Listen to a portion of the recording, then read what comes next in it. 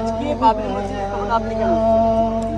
মন্দিরে যদি যেতে পারি, মসজিদেও আসতে পারি, কোনো সরকার বা কোনো গণতান্ত্রিক মানুষ তো বাধা দিতে পারে না, তাই আমি এসেছি। আমরা দেখেছি যারা হিন্দু সম্প্রদায়ের মানুষ রয়েছে তারা কিন্তু একাধিক বিজেপি সরকার দেখছে না।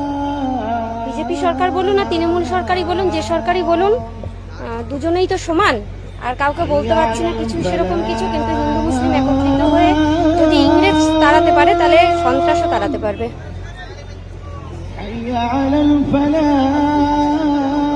ভালোই লেগেছে।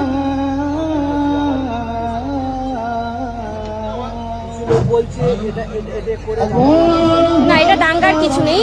যদি পুরীতে জগন্নাথ মন্দির হতে পারে, তাহলে মুর্শিদাবাদে বাবরি মসজিদও হতে পারে, না হওয়ার তো কিছু না। বলেছে বাবরি মসজিদ না করে স্কুল বা কলেজ। না, সেটা তো হুমায়ুন কবির বলেছে যে আমরা এই মসজিদ আর হসপিটাল বিশ্ববিদ্যালয় সবই করবে। উনি প্রতিশ্রুতি তো দিয়েছে সবার সামনে, কালকেও বলেছেন। শিখা ঘোষ, বিজেপির যে নেতারা আছে, একাধিক নেতা ভট্টাচার্য, তিনি বলেছেন।